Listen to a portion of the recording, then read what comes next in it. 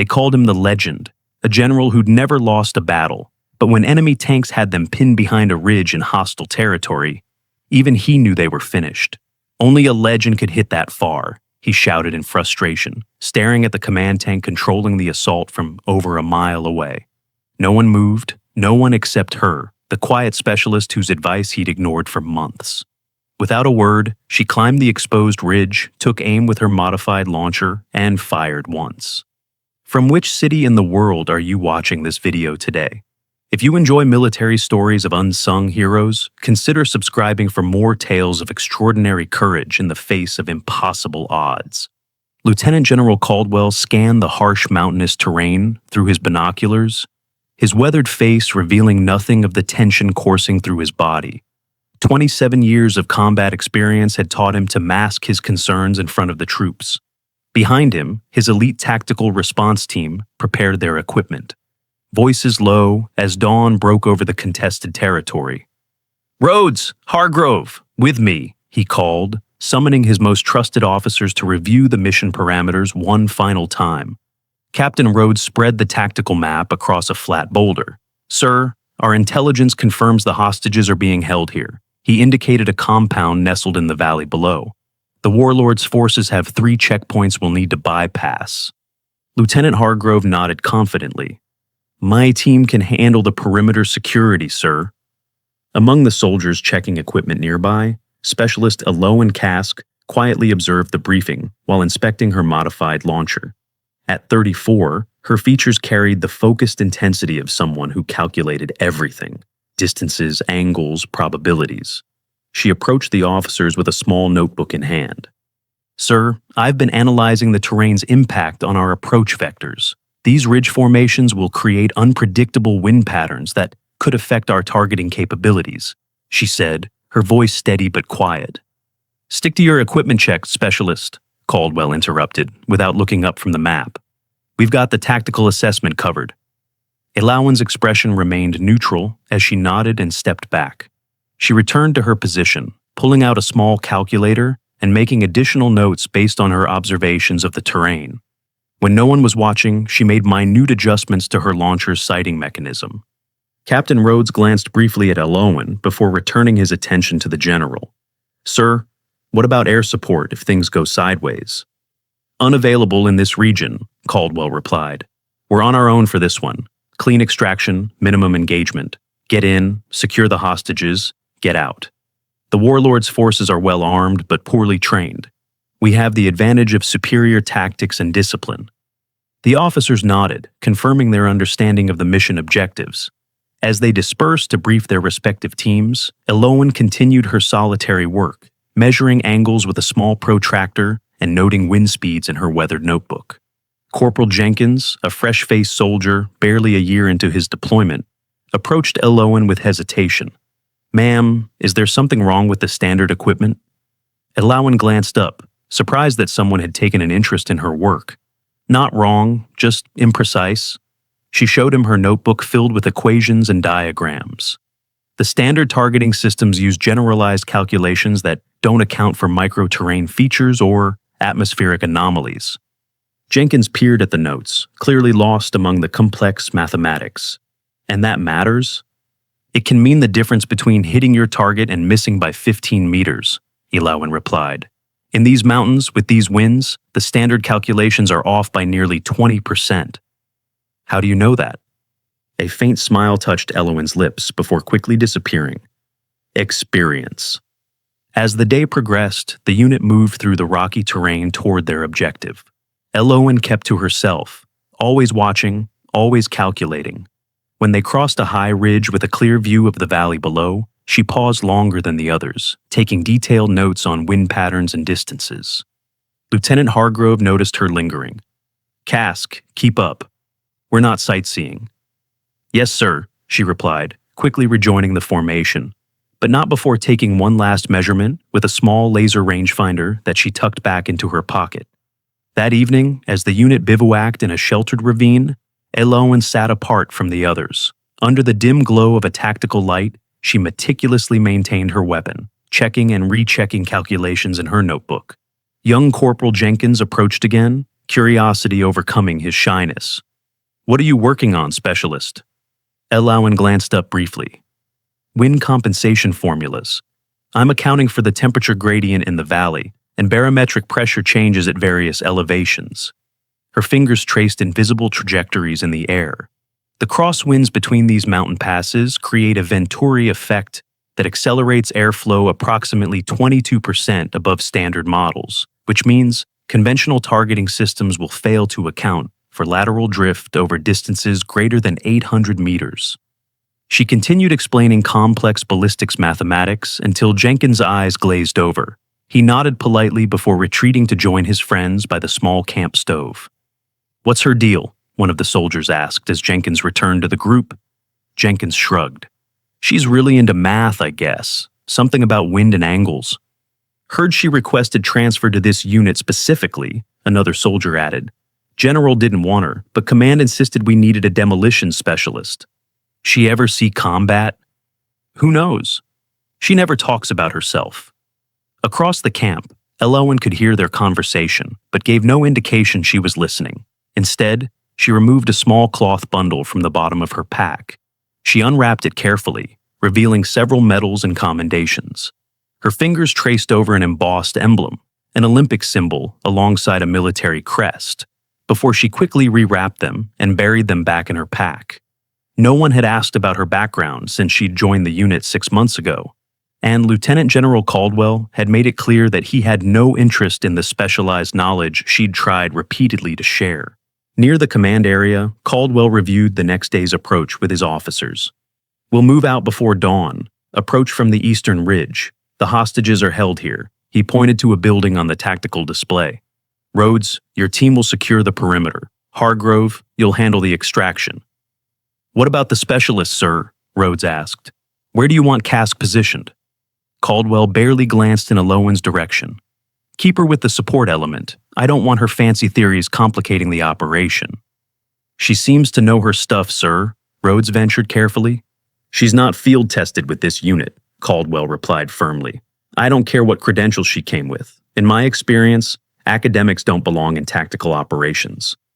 Rhodes nodded, knowing better than to argue with the general. "Yes, sir." After the briefing concluded, Captain Rhodes found himself watching Elowen as she worked alone by the light of her small tactical lamp.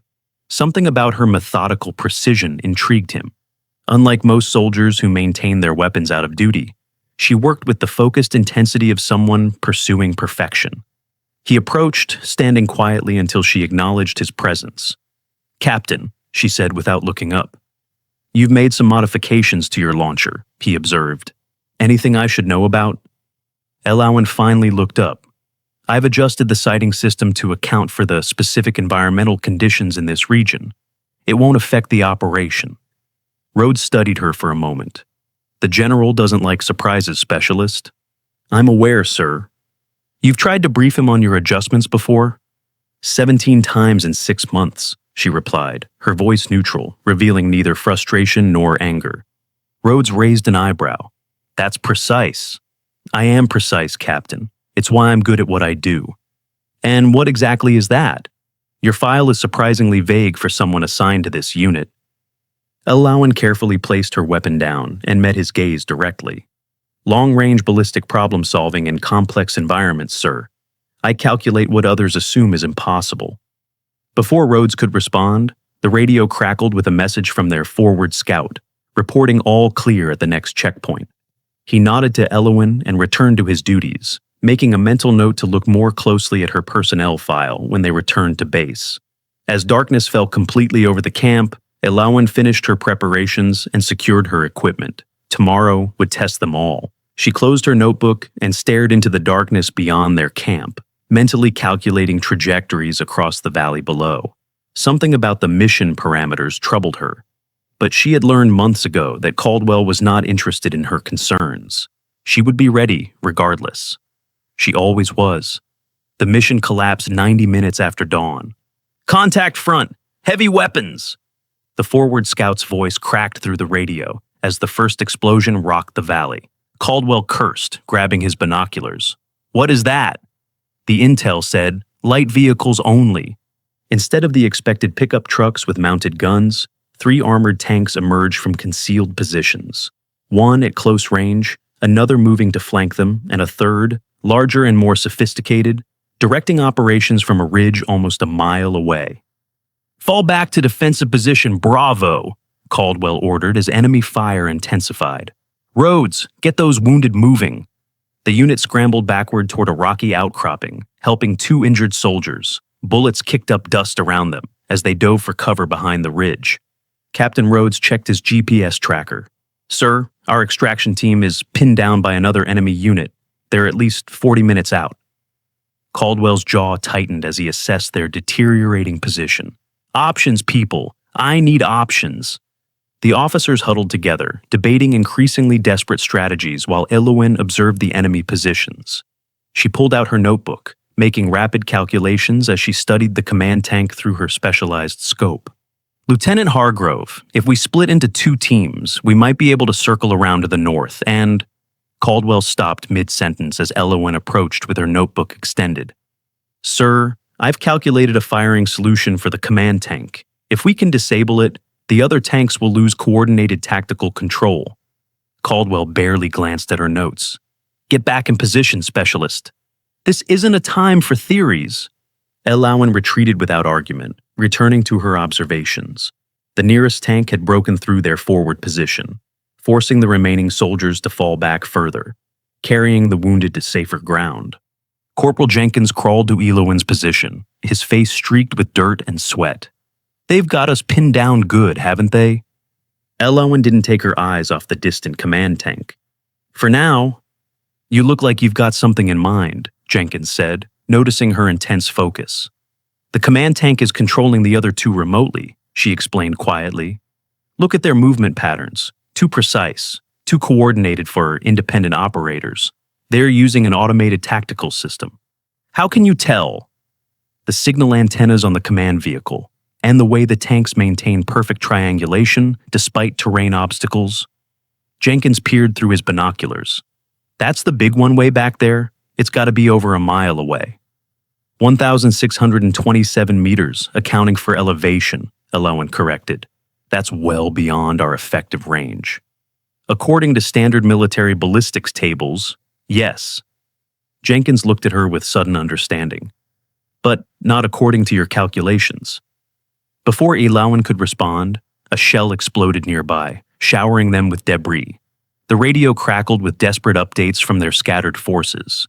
Extraction was now impossible until the tanks were neutralized. The unit was effectively trapped. Captain Rhodes joined Caldwell behind a large boulder. "Sir, we've got two more wounded. We're running low on ammunition, and the enemy keeps advancing." "What about air support?" "Still unavailable in this sector. Too much anti-aircraft risk." Caldwell paced behind the ridge, his composure finally cracking. "That command tank is controlling everything electronically," he shouted in frustration, pointing to the distant vehicle. "If we could just disable it, we'd have a fighting chance, but it's impossible. Only a legend could hit that far with our equipment." In the momentary silence that followed, Elowen quietly shouldered her modified launcher and checked her calculations one final time. Without a word to anyone, she began climbing up the exposed face of the ridge. Corporal Jenkins noticed first. "Sir, Cask is climbing the ridge." Caldwell turned, his face registering shock as he spotted Elowen reaching the top of the outcropping, completely exposed to enemy fire. "What is she doing? That's suicide."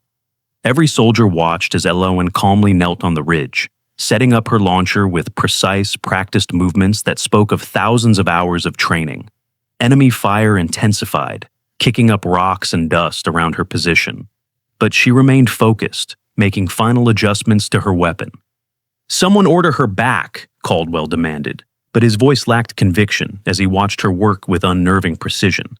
Captain Rhodes stood transfixed. "Sir, I think she knows what she's doing." Caldwell's radio crackled again. "Sir, we've lost contact with Team Charlie. The nearest tank is approaching your position from the east." The situation was deteriorating by the second. Caldwell looked back at Elowen, who had now fully set up her position atop the ridge. "Jenkins," Rhodes called. "What was she saying about the command tank?" "Something about it controlling the others remotely," Jenkins replied, his eyes still on Elowen. She said she had calculations for a shot. At that distance, Hargrove scoffed. Impossible. Standard effective range is 800 meters max. Atop the ridge, Elowen blocked out everything. The explosions, the shouting, the approaching tanks. Her world narrowed to her scope, her calculations, and her target. She made minute adjustments to her modified launcher, accounting for elevation, wind speed, temperature, and a dozen other variables that most soldiers never considered. As she prepared to fire, brief images flashed through her mind. Years of Olympic biathlon training, calculating wind effects while skiing between shooting stations, late nights in the MIT ballistics lab, proving theories her professors insisted were impossible, 3 tours in classified operations where her calculations had saved countless lives, none of it acknowledged in her current assignment. She focused her scope on the command tank's most vulnerable point, the communications array. The distance was extreme, the margin for error non-existent, but the physics were sound. Her calculations were correct. She knew it with absolute certainty. Elowen drew a deep breath, held it for precisely 2 seconds, and squeezed the trigger. The projectile launched with a distinctive sound that made every soldier below look up. Its trajectory arced high above the valley, seeming to hang in the air for an impossibly long moment before beginning its descent toward the distant target. Time slowed as every eye tracked the projectile's path. Even the enemy fire seemed to pause momentarily. Captain Rhodes unconsciously held his breath. Corporal Jenkins whispered a prayer. Lieutenant General Caldwell stood frozen, binoculars fixed on the command tank.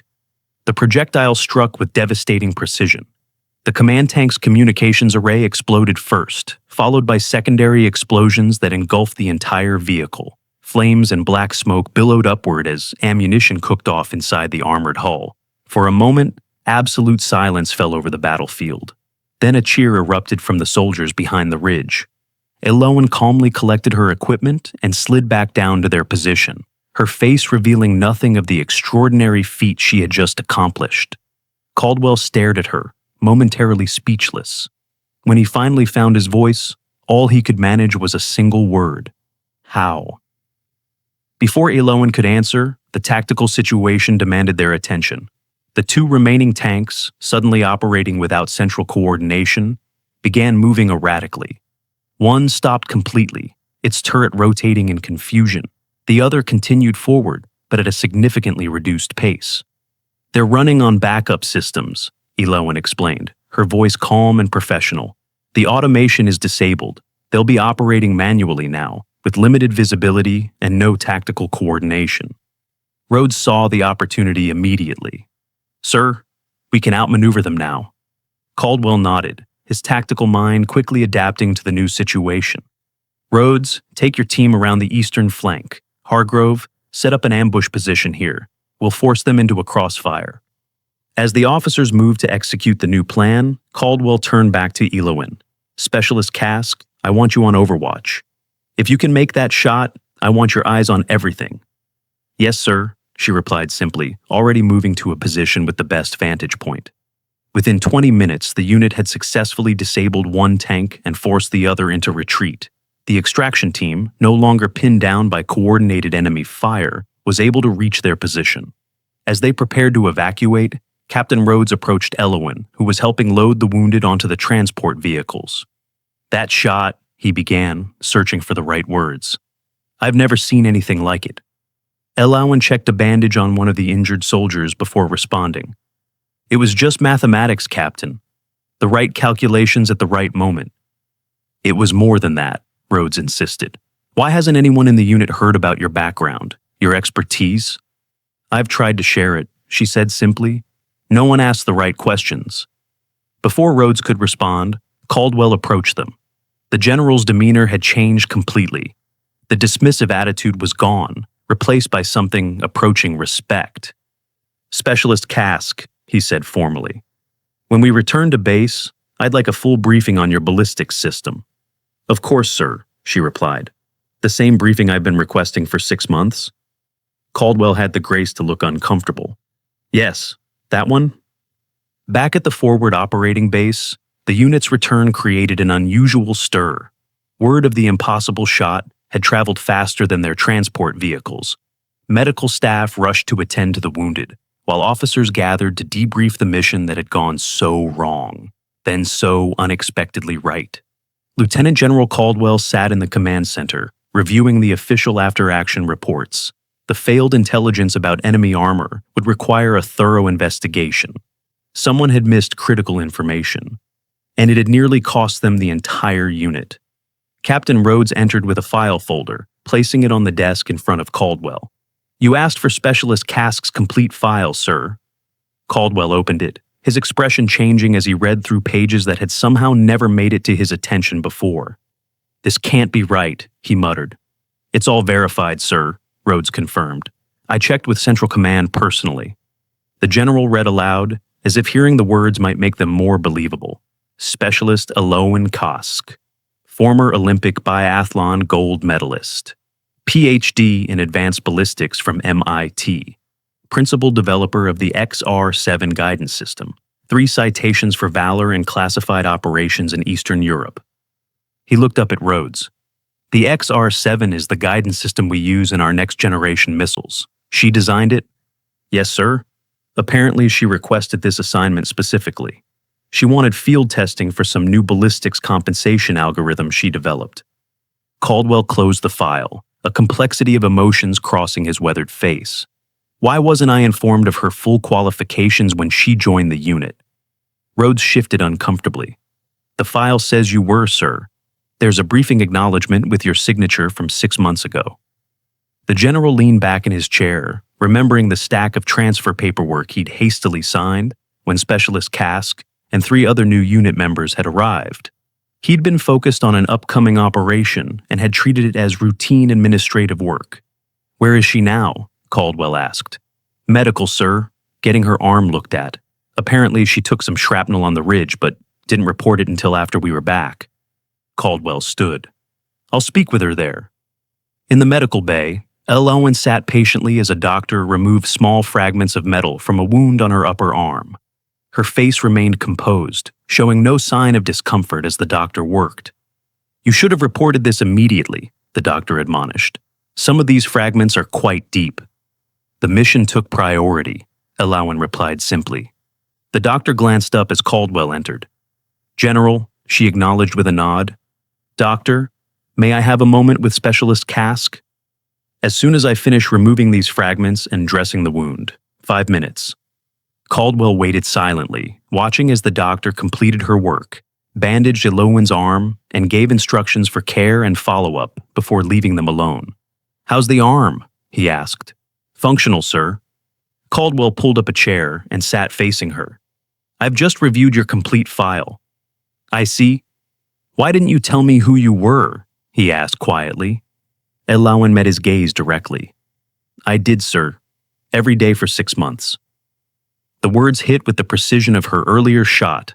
Caldwell felt their impact and knew they were deserved. "I should have listened," he admitted. "Yes, sir, you should have." No excuses came to mind that wouldn't sound hollow. He had dismissed her not because of any failing on her part, but because of his own preconceptions. Because she was quiet. Because she was female. Because she approached problems with calculations instead of bravado. "Your shot saved the entire unit today," he said finally. "I've never seen anything like it." "Thank you, sir." "How did you know it would work?" "Even with your calculations, that distance was well beyond any conventional launcher's range." For the first time, a slight smile appeared on Elowen's face. "It wasn't conventional. I've been modifying the launcher since I arrived. The adjustments compensate for environmental factors that standard systems ignore." "And you've been trying to brief me on these modifications?" "Yes, sir, along with recommendations for implementing similar adjustments across all unit equipment." Caldwell shook his head, the full magnitude of his error becoming clearer. "I owe you an apology, Specialist." "Not necessary, sir. Results speak for themselves." "They certainly do." He stood and extended his hand. "When you're cleared by medical, I'd like that briefing, the full briefing, and I promise I'll listen this time." Elowen accepted his handshake with a nod. "I'll prepare the materials, sir." 3 days later, Elowen stood before the entire unit command staff in the base's main briefing room. The wall behind her displayed complex ballistics formulas and trajectory models that few in the room fully understood. But they listened with rapt attention as she explained her modified targeting system in clear, precise terms. The standard calculations ignore micro-terrain effects on wind patterns, she explained, indicating a series of diagrams. In mountainous regions like the one we operated in, these effects can alter projectile trajectory by up to 27% at extreme ranges. Lieutenant Hargrove raised his hand. So, your modifications compensate for these effects? Precisely.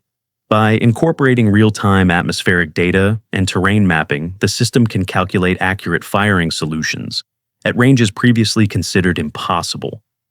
Captain Rhodes studied the technical specifications on his tablet, and this can be implemented across all our launcher systems. With minimal modification to existing equipment, Elowen confirmed. I've prepared detailed implementation protocols. From the back of the room, Lieutenant General Caldwell watched with a mixture of admiration and regret for the months of expertise he had ignored. When the technical briefing concluded, he stepped forward. Thank you, Specialist Kask. I believe I speak for everyone when I say we're fortunate to have your expertise. He turned to address the room. Effective immediately, Specialist Kask will lead the implementation of these modifications across all unit equipment. Every team leader will ensure their personnel are fully trained on the new systems. The following weeks brought a transformation in both the unit's capabilities and Elowen's role within it. Soldiers who had barely noticed her before now sought her guidance. Her quiet expertise, once overlooked, became one of the unit's most valued assets. 1 month after the mission, Elowen stood at attention in her dress uniform as Lieutenant General Caldwell pinned a commendation medal to her chest. The ceremony was attended by the entire unit and several high-ranking officials who had traveled specifically to witness the recognition of her extraordinary achievement. Specialist Kask demonstrated exceptional courage and skill under the most adverse conditions, Caldwell announced, his voice carrying across the assembly. Her actions saved countless lives and turned what could have been a devastating defeat into a successful mission completion. He paused, looking directly at Elowen before continuing. More importantly, she reminds us all of a critical lesson. Excellence does not always announce itself loudly. Sometimes, the most exceptional talents are found in those we have failed to truly see or hear. After the ceremony, Caldwell approached Elowen with an official document. I've put in a recommendation for your promotion and reassignment as head of our new Advanced Ballistics Training Division. We need more soldiers who can do what you do. Thank you, sir, she replied, but I'd prefer to remain in the field for now. There are still practical applications of my research that need testing in combat conditions. Caldwell studied her with newfound respect. Very well. But you'll lead the training of other specialists in your methods. We can't afford to have this knowledge limited to just one person, no matter how exceptional. Agreed, sir. The following month, Elowen stood before a classroom of specialists, both men and women, demonstrating advanced ballistics calculations on a digital whiteboard. The students, selected from across different military branches for their aptitude in mathematics and marksmanship, watched with intense concentration. The key is understanding that every environmental factor creates a cascading effect on your trajectory, she explained, guiding them through complex formulas with patient clarity. What seems like a minor variable at short range becomes critical at extreme distances. A young recruit raised his hand. Ma'am, is it true you took out a command tank from over a mile away with a standard launcher?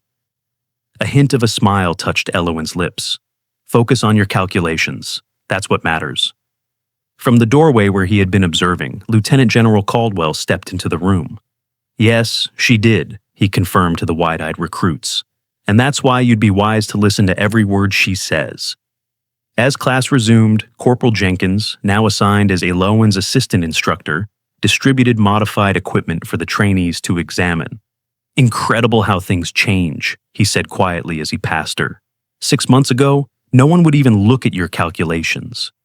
The math was always sound, she replied. It just needed the right moment to prove itself. Later that evening, as Elowen updated her research notes in her office, a knock came at the door. Captain Rhodes entered, carrying a small package. This came for you from headquarters, he said, placing it on her desk.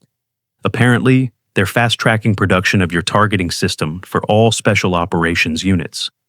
Good, she said simply, setting aside her work to open the package. Inside was an official military technical manual with her name listed as primary author. The cover read, Advanced Environmental Compensation Targeting System, Field Implementation Guide. Rhodes smiled. Congratulations, not many specialists get to literally write the book on their field. It's not about recognition, Elowen replied, though she handled the manual with evident satisfaction. It's about getting it right, about saving lives. Still, Rhodes said, it must feel good to be heard after all this time. Elowen considered this as she placed the manual carefully on her desk.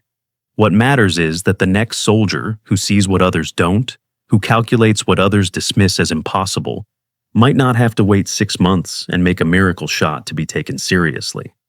As Rhodes left, Elowen returned to her calculations. There were still improvements to make, still variables to account for. The impossible shot had opened doors, but it was just the beginning of what she knew her system could achieve. The specialist who had been invisible for so long now stood in the spotlight she had always deserved, not because she had demanded recognition, but because her quiet excellence had finally become impossible to ignore.